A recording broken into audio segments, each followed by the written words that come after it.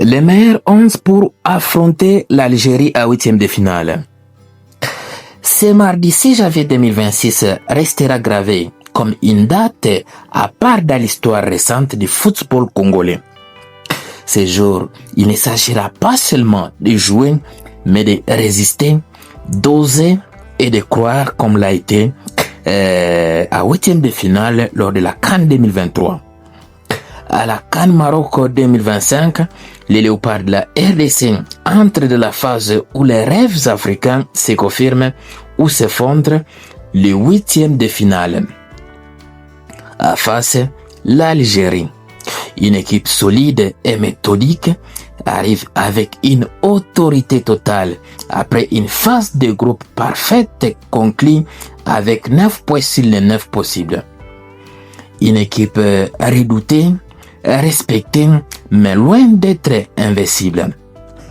À 17h juste heure de Kinshasa, 18h juste heure de l'Est du pays, chaque action pèsera lourd. Ce choc dépasse largement les cadres du sport. C'est une question de fierté nationale, de courage collectif et d'espoir partagé. Conscient de l'enjeu colossal, Sébastien Desabre s'apprête à miser sur un 11 taillé pour le grand combat construit sur les performances, la forme actuelle et l'expérience des matchs à haute pression. À ce niveau, seuls les joueurs au caractère affirmé tiennent debout. Voici les 11 de départ les plus probables des léopards face à l'Algérie. Gardien de but, Lionel Passy. Dans une rencontre à élimination directe, la continuité est essentielle. Passy reste le choix naturel. Habitué à la pression, il sait traverser les moments délicats et organiser sa défense.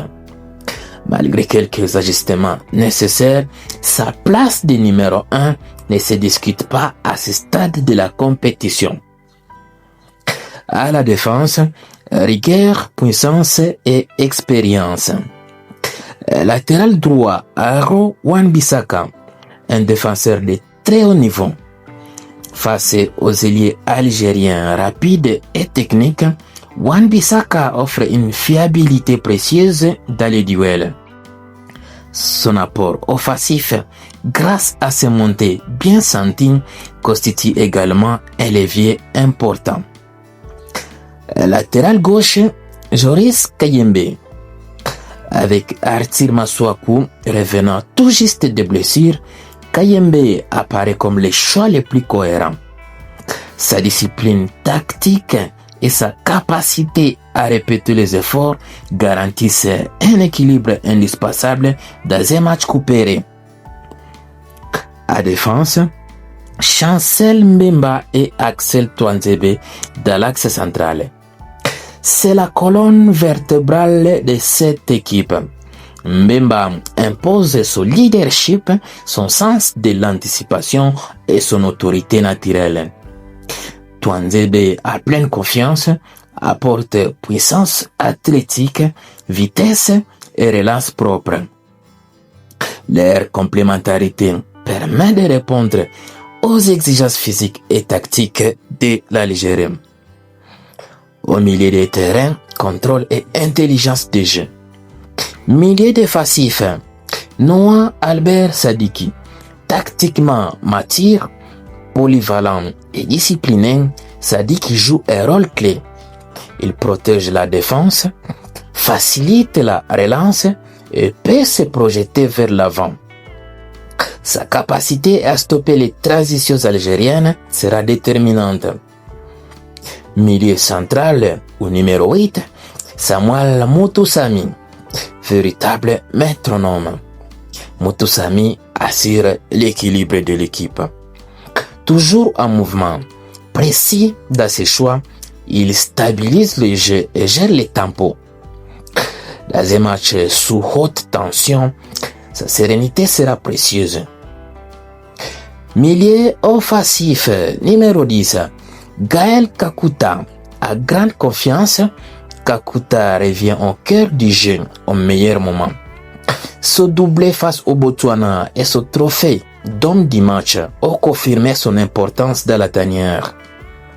Sa vision, sa créativité et sa maîtrise technique peuvent désorganiser le bloc algérien. En attaque, vitesse, créativité et efficacité. Ailier droit, Théo Bongonda. Perkita est imprévisible. Bongonda est capable de faire basculer un match. Ses appels, ses dribbles et sa capacité à provoquer créer des espaces libres.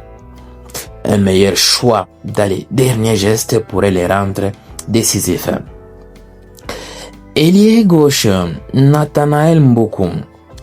À pleine dynamique, Mboku apporte fraîcheur et explosivité. Sa vivacité et son sens du déplacement peuvent surprendre une défense algérienne très organisée. Une titularisation méritée. Avant-centre, Cédric Bakambu, l'homme des grands rendez-vous. Bakambu reste la référence offensive de la sélection. Son sens du but, son engagement et son expérience font de lui une menace constante capable de marquer à tout moment. Des options stratégiques sur les bancs, Sébastien Desabre dispose de solutions capables de modifier le cours du match. Piquel pour sécuriser, Mukau pour intensifier les jeux et Dokayembe pour l'équilibre, Eliaou Balikwisha pour la percussion, Sipenga pour l'impact physique et Fiston Mayele pour offrir une alternative offensive nouvelle. Ce 11e probable repose sur des choix réfléchis et assumés. Il traduit une ambition claire et une confiance totale envers les joueurs prêts à affronter la pression extrême. Expérience, cohérence, intensité et créativité, tous les ingrédients sont réunis pour livrer une bataille digne des grandes nuits africaines. Face à l'Algérie, la RDC avance avec une foi et détermination, la foi en un groupe uni, la détermination d'une équipe qui a grandi tout au long de cette CAN.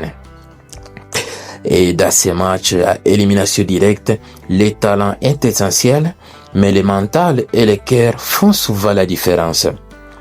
Ce mardi, plus qu'une qualification, c'est une trace dans l'histoire qui est en jeu.